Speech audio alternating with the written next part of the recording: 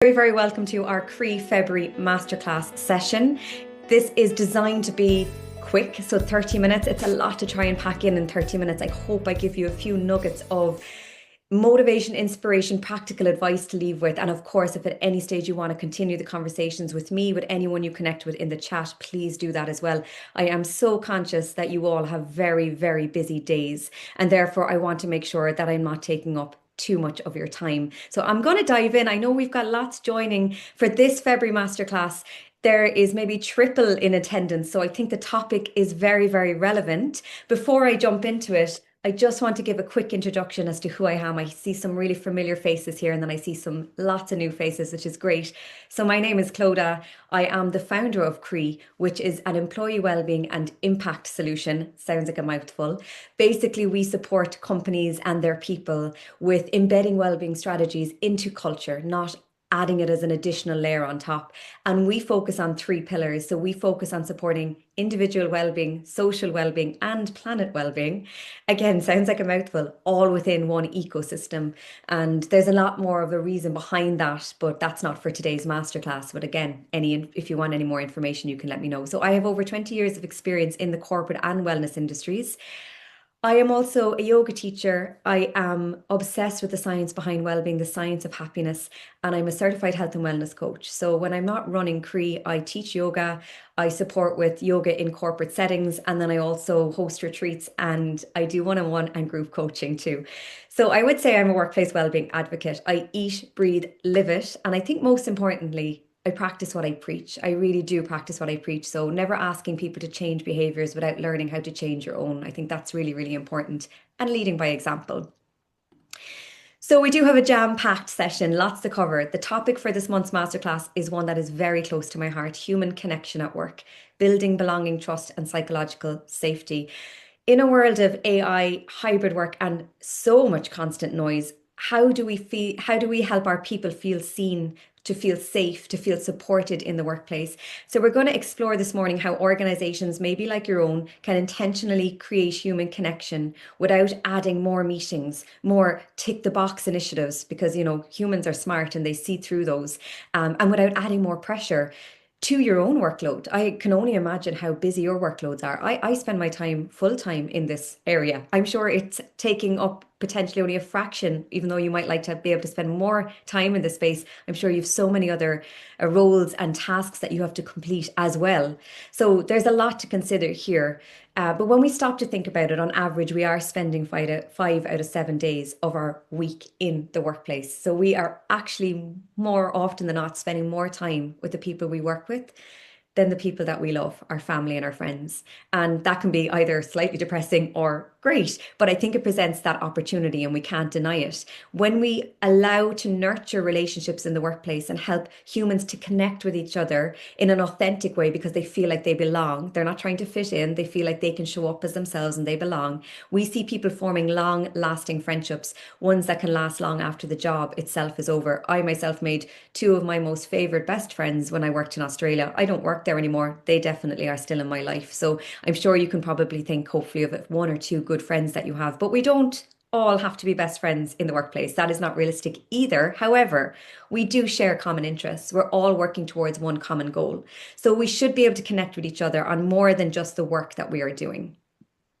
Now, loneliness has quietly become one of the defining health challenges of our time. I will say loneliness and a sedentary life, sitting, as we are all sitting right now. So maybe after this call, I prompt everyone to stand up and just stretch for a few minutes because we spend a lot of our time sitting. But loneliness is also one of the most defining health challenges right now. And according to the World Health Organization, social isolation is actually now recognized as a major risk factor for both mental and physical health. It has been linked to stress, inflammation, cardiovascular disease, and unfortunately, overall, a reduced life expectancy. It doesn't just affect us emotionally or mentally, it affects us physically as well. So it's no surprise that there's a new pillar of well-being that has come into the forefront. You may be very aware of this, but that is social wellness. So we are seeing it already across, the communities that we're in, from people wanting to have shared movement activities, group rituals. Saunas have taken off. Oh my God, there's one popping up on every corner. Retreats. People are actively seeking spaces that foster connection, belonging, and shared experience. as a fundamental part of feeling well. And actually, over 2/3 of people report that meaningful social interaction is a top well-being priority. So this shift now presents an obvious human need, but it has to change how wellness is designed and delivered in our workplaces as well. So on the good news, social connections are the strongest predictor of life satisfaction across all 38 OECD countries. So if you're someone who has strong connections, this is fantastic news. Well done. And in fact, the Harvard study of adult development, which is the world's longest running study on happiness, it found that there's one simple truth. Good relationships, they keep us happier, healthier, and help us live longer. It's not wealth, it's not fame, it's not success, it is connection. On the opposite side of that coin, loneliness is as lethal as smoking 15 cigarettes a day. I mean, that statistic absolutely blows my mind. You may have heard it before, and it's one that doesn't fall into the noise. I think it really stands out from the crowd. It is just scary to think that that is true. So let's look at this in a workplace setting. We've actually never been more connected digitally. It's actually non-stop connection, but many teams feel more disconnected than ever. So today's employees, they're not just disengaged, they're actively disconnecting from their colleagues, their managers, and their leaders at an alarming rate. The signs are everywhere. You may feel you can understand where I'm coming from with this. We're seeing declining engagement, we're seeing lower productivity, we're seeing more people than ever seeking out new roles, increasing isolation and burnout in workplaces. And this creates a growing tension as well over flexible work. So Gallup has called this the Great Detachment. You might have heard this from Gallup. They've been talking about it for a while, but they've estimated that it costs companies over $8.8 trillion globally through lost productivity across 2025. That's a scary statistic. We like to call it the connection crisis. So we have looked at a lot of research conducted by Gallup, People Management, IBEC, CIPD, and many more reputable sources. And the figures and stats that I kind of refer to across a few of these slides are coming from these sources. And I've actually linked to the key articles that I've used for research here in this slide presentation, and I'll share it with you after the call. If you want to deep dive into some of these articles, there's a podcast by CAPD in there as well. You can do that. But I'll summarize a lot of it here for you to try and just alleviate that workload at least. Despite a partial return to the office, around 20 to 58% of employees report feeling lonely at work at least some of the time. And this is leading to lower engagement, reduced productivity, and higher turnover. But why is that? So we know it's an issue. But many leaders want to pin the connection crisis on remote working. And they believe that forcing people back to the office will magically fix it. And unfortunately, that is just not the case. The reality is, when I dig into the research, the connection crisis started long before the pandemic. It's about way more than physical location, and dragging employees back to their desks won't bring it to an end. The connection crisis predates the pandemic. It's rooted in things like declining tenure, the evolution of the gig economy, digital overload, and evolving expectations at work, this always on culture. And the real issue at hand is human connection, not physical connection. Now, when we look at key trends and factors for 2026, this year going ahead, because we have to stay up to date with the trends, macro and micro trends, there's so much to consider. The world of work is changing consistently at a very rapid pace, as is our employees' needs. So when we look at the year ahead, we're looking at persistent hybrid isolation as a key trend. This is hybrid and remote work models are primary drivers, with remote employees experiencing higher rates of daily loneliness compared to the in-office employees. So that is true. However, we also have the crowded office paradox, and I don't know if you've heard of this, but this is when employees feel lonely even when surrounded by their colleagues, often due to a lack of meaningful, non-transactional relationships. Then we have the generational disparity. So there's a lot at play. We've got younger adults being particularly affected by this, with nearly half of them reporting loneliness, often exacerbated by a lack of in-person mentorship opportunities. So mentorship opportunities is something I'll mention again. It's a huge opportunity in your workplace if you don't already have it established, especially to bridge the gap for the generations within your workforce and to really help connect that bond and connection. We also are looking at high turnover risk. So workplace loneliness is directly impacting retention. And there's the invisible burden on managers. Managers are experiencing high levels of loneliness themselves, and they've got these pressures then of leading dispersed teams and reduced access to peer support for them too. So let's not forget about managers. So the impact on organizations, well, we're seeing reduced performance. Lonely employees are often less engaged, less creative, and they have higher rates of absenteeism. And then we see an erosion of safety, the psychological safety. Loneliness reduces psychological safety. It kind of hinders the collaboration effect in the workplace, and it definitely affects innovation. And we have the economic costs, which we've already touched on. According to IBEC, who I'm sure everyone on the call is pretty familiar with, in 2026, burnout and psychological safety have become boardroom priorities. They have moved from HR, agendas to actual boardroom priorities, which is no wonder why this topic really seems to resonate with people. And organizations that are intentionally measuring and nurturing psychological safety are already seeing this ripple effect across engagement and trust and teamwork. So when people feel safe to contribute, to question, and even say to their manager, to their leaders, I'm struggling without fear of negative consequence, workplaces function better. And if you're someone on the call right now who has employees coming to them saying, I'm struggling, I'm overwhelmed, well, a huge well done to you for creating that kind of environment, that space where employees can be honest and can say when things are hard. That is just fantastic. I know it causes potentially a problem that they're coming to you with, but it also signals a fantastic culture that you're nurturing in the workplace. And it is important to normalize when people are overwhelmed. Like there's this kind of hustle culture. And sometimes in the workplace in particular, we feel if we're not able to do everything all at once and be everything to everyone, then we're failing at our job. And none of us want to fail at what we're doing. So if we can normalize the fact that sometimes we're going to be more overwhelmed than others, when we are more overwhelmed, whether it be because of work capacity or something in our personal life, can we verbalize that with our team? And can our team step up and support us for short-term situations? And if you can maybe normalize the language of I'm struggling, or I think one that's really good is if employees feel safe to go to their manager and say, I'm at capacity. That doesn't have a negative connotation. It's not something personal to them, but they're at capacity.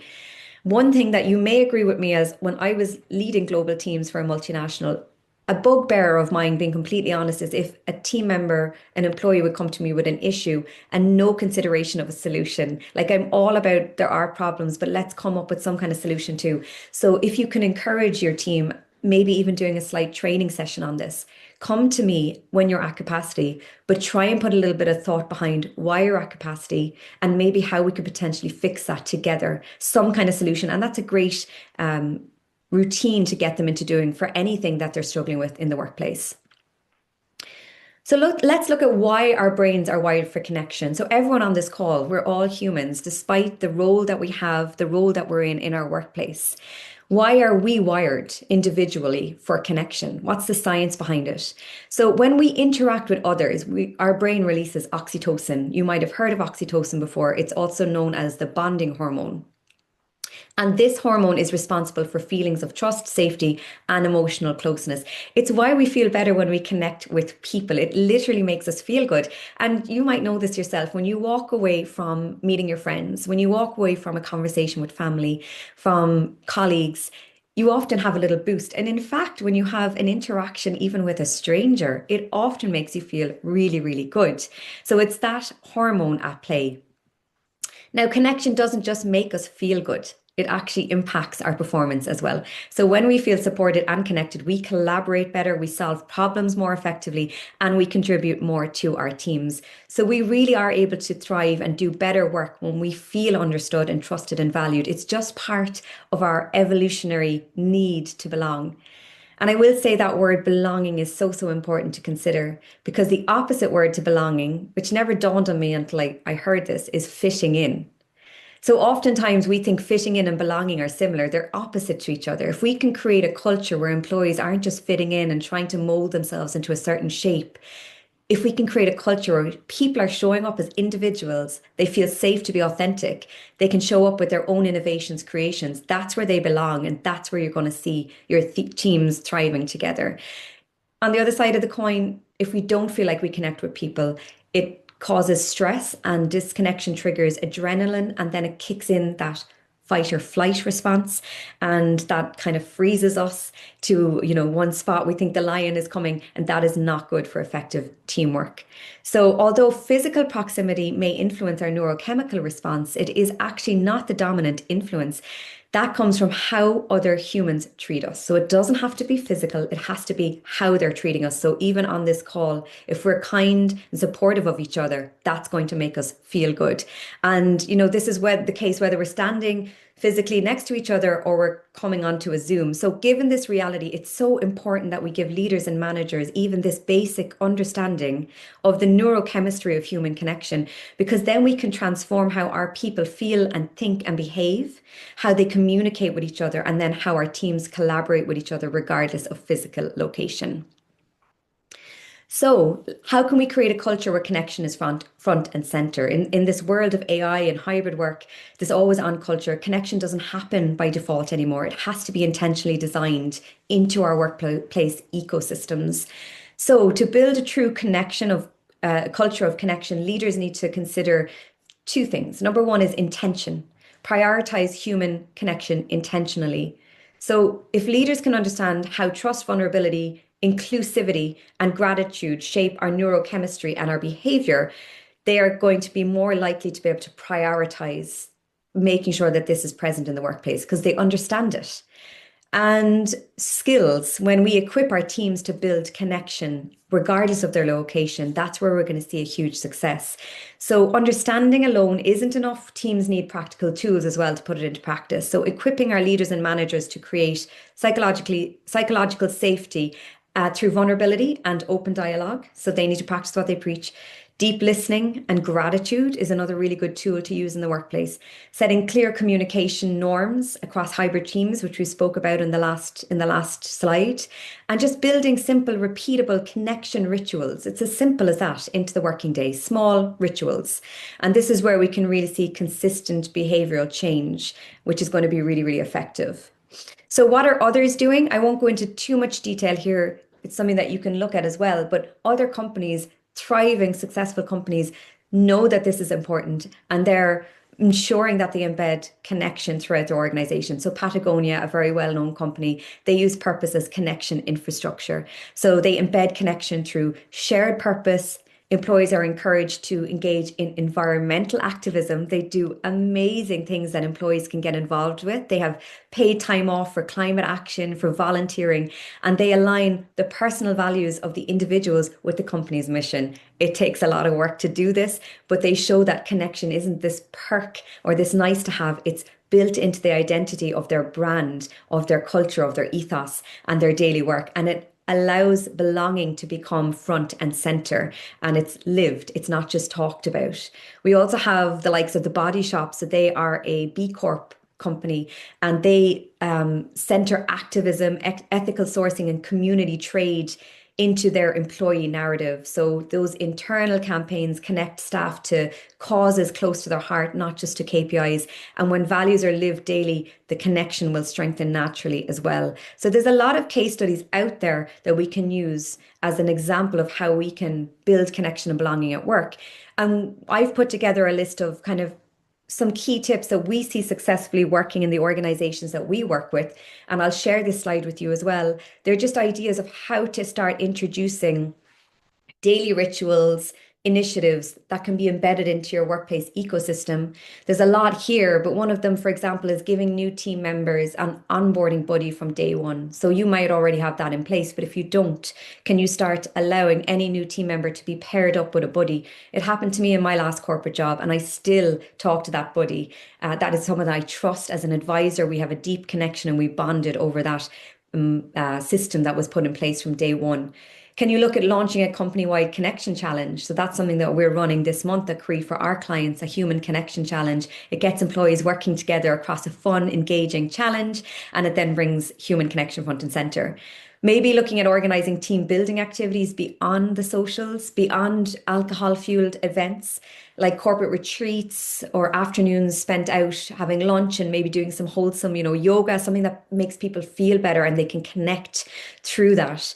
Or setting up a peer coaching program, Or maybe even organizing monthly inspiration sessions where employees share a cause or a nonprofit that they're passionate about. If you get someone speaking about something they're passionate about, then you see like-minded individuals maybe coming together to decide that they're going to volunteer together for that cause, or maybe do a run together. And then all of a sudden you've got a community that's building within your workplace ecosystem.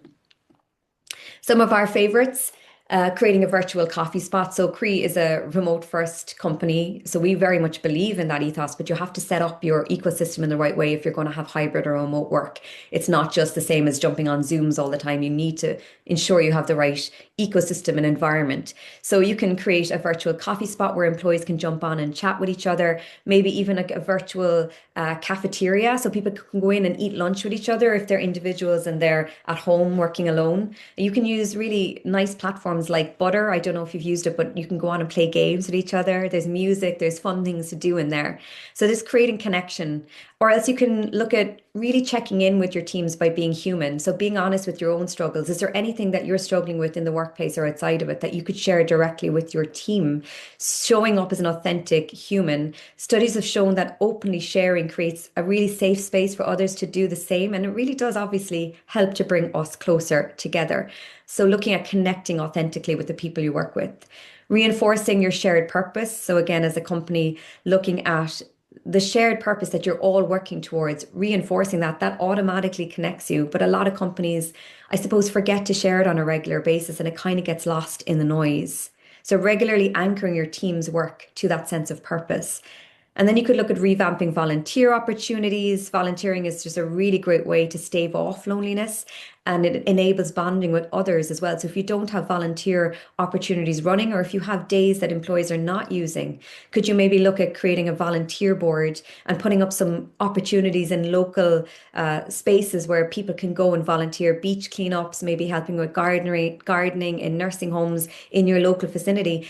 A lot of employees mean to do good, but they forget to use these amazing benefits and volunteer days. Can you help to lead the charge there?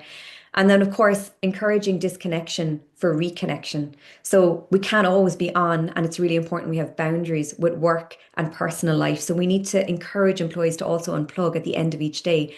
That's also tied into psychological safety. So modeling that behavior and respecting your team's boundaries.